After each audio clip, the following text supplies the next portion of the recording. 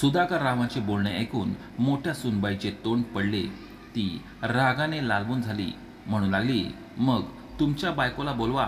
तुम्हाला तर त्याच सांभाळू शकतात. काय नाटकी आहेत. कधी हे खायचे नाही, कधी ते खायचे नाही.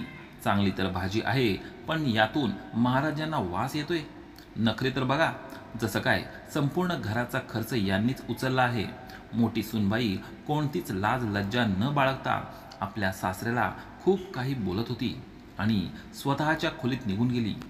तिचा 8 वर्षाचा मुलगा किचनच्या दरवाजावर उभा राहून सगळं काही पाहत होता. सुधाकर रावांनी आपल्या डोळ्यातील अश्रू पुसून घेतले.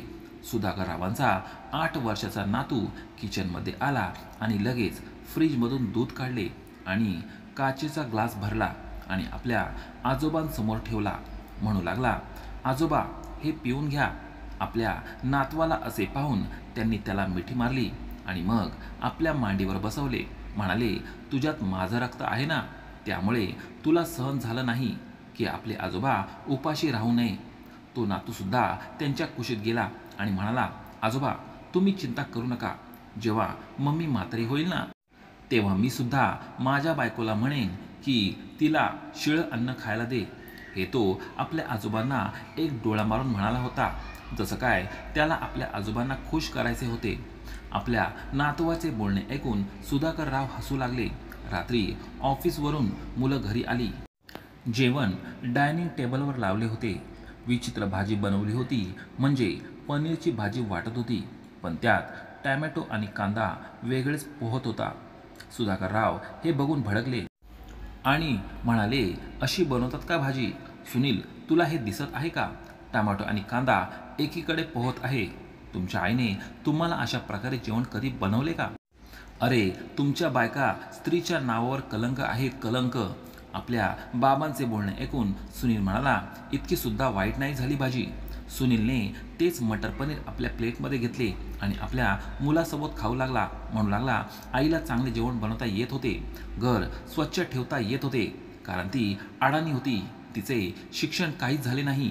बाबा, या आजकालच्या मुली आहेत, त्यांनी हाय एज्युकेशन घ्यायचे की घरातले काम शिकायचे? आम्ही सुद्धा त्यांच्याच हातचे खात आहोत ना. मुलाचे बोलणे ऐकून सुधाकर राव म्हणाले, चांगले हाय एज्युकेशन आहे, जे ना सासऱ्यांसमोर उलट बोलायला शिकवते आणि नाही मोठ्यांना मान कसा ठेवायचा हे शिकवते. त्यापेक्षा तुमची अडाणी आईच चांगली होती. आजपर्यंत तिने माझ्या आईबापासमोर कधीच उलटसुलट बोलले नाही आणि नाही कधी मला असे जेवण खायला घातले. लग्ना अगोदर तर तुमच्या दोघांचे खूप नखरे होते.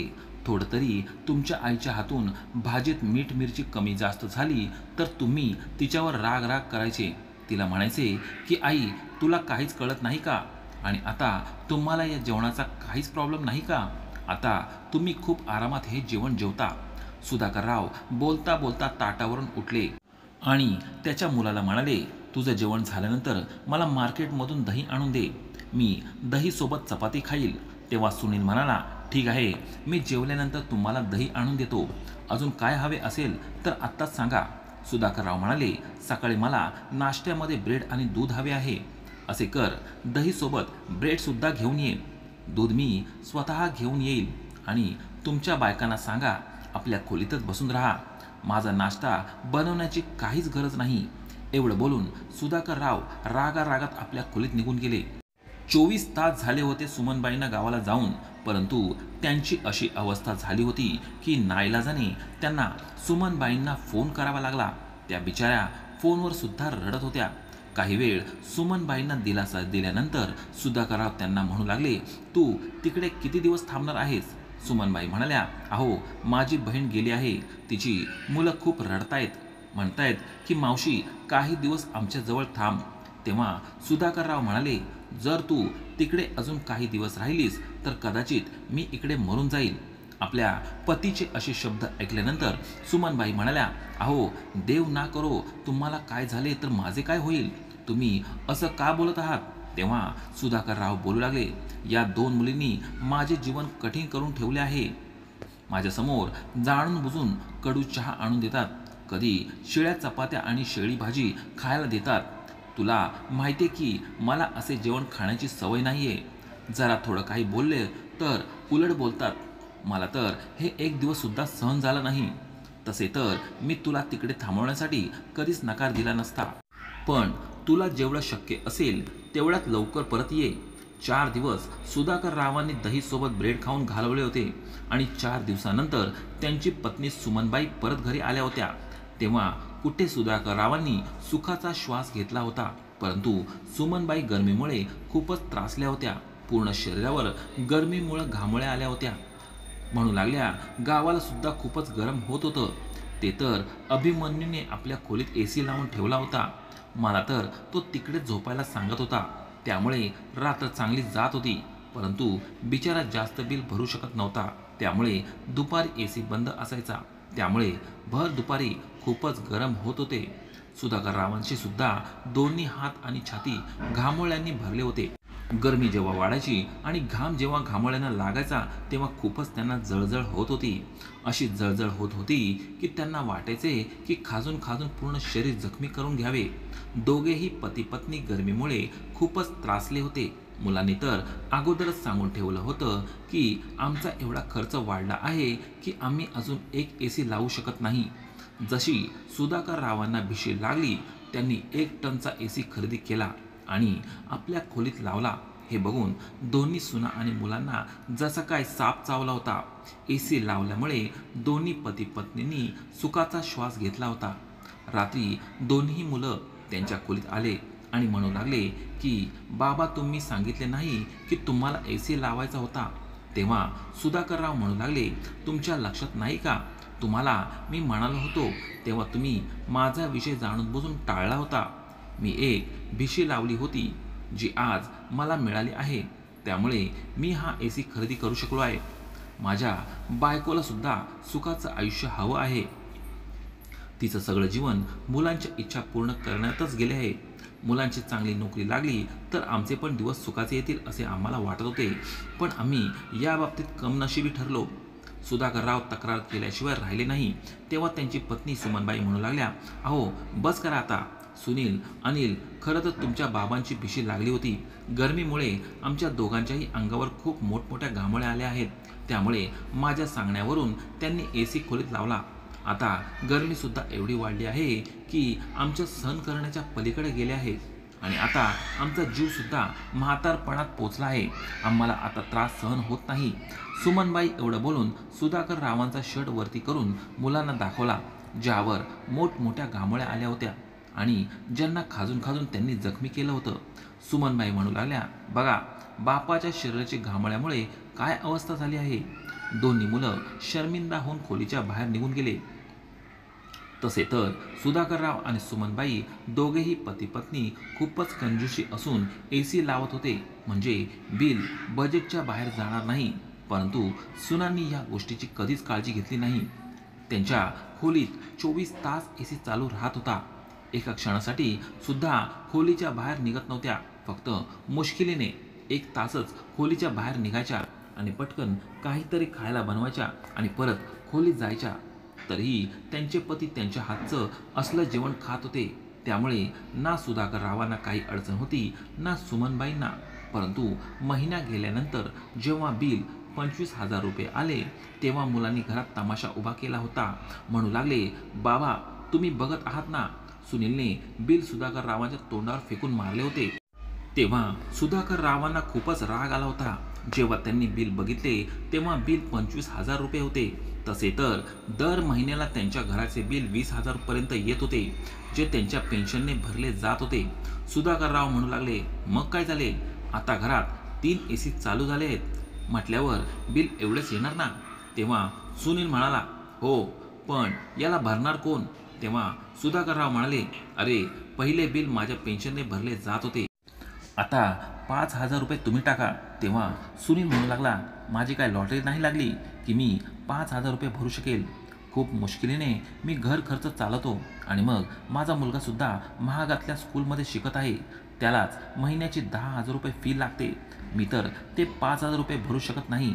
तेव्हा छोटा मुलगा अनिल म्हणू लागला, मी तरी कुठे लाखात कमवतो. मला सुद्धा माझ्या मुलाचे ॲडमिशन करायचे आहे आणि ॲडमिशन फी 50,000 रुपये आहे. मला तर ते सुद्धा जमा होत नाही. मग मी बिल कसा भरू शकेल. तेव्हा सुधाकरराव म्हणाले, मागच्या काही वर्षापासून माझ्या पेन्शनने तुमच्या दोघांच्या एसीचे बिल भरत होते आणि स्वतः गरमी सहन करत आहेत. आता जेव्हा माझी बारी आली तर तुम्ही लोक इतकं सुद्धा करू शकत नाही का? असं करा, आपापले खर्च स्वतः करा आणि लाईट बिल सुद्धा स्वतःच भरा. मी माझे स्वतः भरेल. राहिला प्रश्न राशनचा, तर मला महिन्याची पेन्शन 20,000 रुपये मिळते. मी त्यानेच माझा आणि बायकोचा खर्च भागवेल. सुधाकरराव एवढेच बोलले होते की दोन्ही मुलं भडकली. म्हणू लागली, मग असे करा, तुमच्या घराचा बंदोबस्त सुद्धा वेगळा करा आणि इथून निघायची तयारी करा. आपल्या मुलांचे असे बोलणे ऐकून सुधाकररावांना खूपच राग आला आणि ते म्हणू लागले, मी माझे घर सोडून का जाऊ? तुम्हाला जायचं असेल तर जा. दोन्ही मुलं भांडण करण्यासाठी पुढे आले तर सुमनबाई म्हणू लागल्या, तुम्हाला लाज वाटत नाही का? आपल्या स्वतःच्या बापाला मारण्यासाठी पुढे येतात. मागे वा. आपल्या आईचे बोलणे ऐकून त्यांनी स्वतःच्या आईला जोरात धक्का दिला. बिचारा सुमनबाई जमिनीवर पडल्या आणि अनिलने आपल्या बापाचा हात सुद्धा जोरात पकडला आणि म्हणू लागला, हे घर फक्त तुमचे नाही, या घरावर फक्त आमचा सुद्धा हक्क आहे. त्यामुळे आमच्या डोक्यावर चढण्याचा प्रयत्न करायचा नाही. आम्ही एवढं बिल भरू शकत नाही आणि जर भिशी उचलली होती तर आम्हाला द्यायची होती. तसंही आम्ही आमच्या खर्चासाठी खूपच त्रासात आहोत. ही गोष्ट अनिल म्हणाला होता तेव्हा सुनील म्हणू लागला, सोड त्यांचा हात. त्यांच्या खोलीतला एसी काढून घेऊ आणि विकून टाकू. तसाही तो नवीन एसी आहे, त्यामुळे आरामात विकता जाईल आणि या दोघांना छतावरच्या खोलीत टाकून देऊ. म्हातारीने उरलेले आयुष्य तिथेच घालवले तर चांगलं होईल. अनिलने सुधाकररावांचा हात इतक्या जोरात पकडला होता की त्यांच्या हातात खूपच वेदना होऊ लागल्या होत्या. त्यांना वाटत होते की त्यांच्या हातचे हाडच तुटले आहे. ते वेदनेने ओरडू लागले. सोनबाई सुद्धा रडायला लागल्या होत्या, कारण त्या जमिनीवर खूपच जोरात पडल्या होत्या. तरीही उठून सुधाकररावांसोबत उभ्या राहिल्या होत्या. दोन्ही मुलांनी त्यांचे सामान खोलीतून बाहेर काढले आणि छतावरच्या खोलीत टाकून दिले, जिथे साधा पंखा नव्हताना लाईट होती. दोन्ही मुलं आई बापाला म्हणाली, आता जा आणि वरती जाऊन झोपा. आम्ही हा एसी काढून विकून टाकतो. मुलांनी असेच केले. एसी काढला आणि विकून टाकला. दोन्ही पती पत्नी खूप रडले होते. मुलांसाठी सगळ्या गोष्टींचा त्याग करून ते म्हातारपणात पोचले होते आणि आता वेळ सुखाने जगण्याची आली होती की मुलांनी त्यांचे जीवन कठीण करून सोडले होते. दोन्ही मुलांनी असे तोंड चालवले होते आणि उद्धटपणा केला होता की आई बापाने त्यांचं नाव घेणं सोडलं होतं. छतावर तर पत्र्याची खोली होती, त्यामुळे तिथे गरमी अजूनच जास्त होती. दोन्ही मुलांनी खाली घरावर ताबा टाकला होता. त्यांच्या खोलीला सुद्धा कुलूप लावून टाकले होते, म्हणजे आई बाप आपल्या खोलीत परत येऊ शकणार नाहीत. भर दुपारी जेव्हा गरम हवेची लाट त्यांच्या कानावर पडायची आणि घाम त्यांच्या जखमांवर लागायचा, तेव्हा त्यांना वेदनेने खूपच त्रास होत होता. एके रात्री तर दोघांनीही घर सोडले. जेव्हा दोन्ही मुलांना कळाले की आईबाप घरातून निघून गेले, तेव्हा त्यांना काहीच फरक पडला नाही. उलट त्यांनी आनंद व्यक्त केला होता की आता पूर्ण घरावर ताबा फक्त त्यांचाच असेल, कारण आईबाप तर स्वतःच घरातून निघून गेले होते. परंतु जेव्हा दुसऱ्या दिवशी दोघेही ऑफिसला जाण्यासाठी तयार झाले आणि घरातून बाहेर निघाले आणि ऑफिसमध्ये पोचले, तर त्यांच्या बॉसने दोघांनाही नोकरीतून फायर केले होते. सुनीलचा बॉस म्हणाला की तू माझी खूप महत्त्वाची फाईल हरवली आहेस, ज्यामुळे मला लाखोचे नुकसान झाले आहे. त्यामुळे मी तुला नोकरीवरून काढून टाकत आहे. अनिलचा बॉस म्हणाला की मी तुला पैशाची हेराफेरी करताना बघितलंय. तू तुझीच ऑर्डर घेतो, माल माझ्या फॅक्टरीमध्ये तयार करून घेतो आणि तू त्यांना स्वतः विकतो, स्वतःचा फायदा करून घेतो आणि कंपनीचे नुकसान करतो. अनिल असा व्यवहार करत होता की कंपनीचे प्रॉडक्ट चोरत होता आणि गुपचूप विकत होता, म्हणजे त्याला वेगळे पैसे मिळतील. कारण पत्नी आणि मुलांचे खर्च वाढतच चालले होते. त्यांच्या पत्नीच्या खूप मोठमोठ्या इच्छा होत्या, त्यामुळे त्यांना नोकरीतून हात धुवायला लागला होता. आणि जर त्यांनी आई वडिलांचे मन दुखावले होते तर ही वेळ त्यांच्यावर येणारच होती ना. सुनील आणि अनिल दोघेही रडत रडत घरी आले होते. जेव्हा बायकांना हे कळले तेव्हा त्यांना सुद्धा खूप टेन्शन आलं होतं. जेव्हा त्यांनी आपल्या बायकांना शिव्या दिल्या की तुमच्यामुळे आम्ही आमच्या आईबापाला घरातून बाहेर काढले आहे, त्यामुळे आज आमच्यावर ही परिस्थिती आली आहे की आता आम्हाला उपाशीच राहावे लागेल. चांगली बाबांची पेन्शन येत होती, तेवढा तरी आपल्याला आधार झाला होता. पण आता काय करायचं? सुधाकरराव आणि सुमनबाई गावी गेले होते. सुमनबाईच्या ज्या बहिणीचा मृत्यू झाला होता, तिचा मुलगा अभिमन्यू खूप चांगला होता. या दोन्ही पती पत्नीला त्याने आपल्या घरात राहायला जागा दिली. त्याने आपल्या आईवडिलांसारखे त्यांना प्रेम दिले, त्यांची खूप सेवा केली आणि महत्त्वाचे म्हणजे त्यांना AC वाली खोली राहायला दिली. सुधाकररावांनी पुन्हा शहराकडे वळून पाहिले नव्हते, परंतु त्यांच्या मनात आपल्या मुलांबद्दल कायमच शाप निघत होता. दोन्ही मुलांची परिस्थिती एवढी खराब झाली होती की त्यांना त्यांचे घरसुद्धा विकायला लागले होते. एवढेच नाही तर ते दोघेही आपल्या बायकांच्या माहेरी राहू लागले होते. पण कायम त्यांना आपल्या बायकांचे टक्के टोमणे ऐकायला लागत होते. आपल्या आईवडिलांचा निराधार करण्याचे हेच फळ मिळते. मित्र आणि मैत्रिणींनो, आपल्यासाठी आपल्या आईवडिलांनी खूप खस्ता खाल्लेल्या असतात. खूप गोष्टींचा त्याग त्यांनी केलेला असतो. त्यांनी आपल्याला लहानाचं मोठं केलेलं असतं. मग जेव्हा आपली वेळ येते तेव्हा आपण आपले कर्तव्य करण्यापासून मागे का हटतो? मित्रांनो, तुम्हाला ही कथा कशी वाटली मला कमेंट करून जरूर सांगा. व्हिडिओ आवडल्यास व्हिडिओला लाईक करा, तसेच चॅनेलला सबस्क्राईब नक्की करा.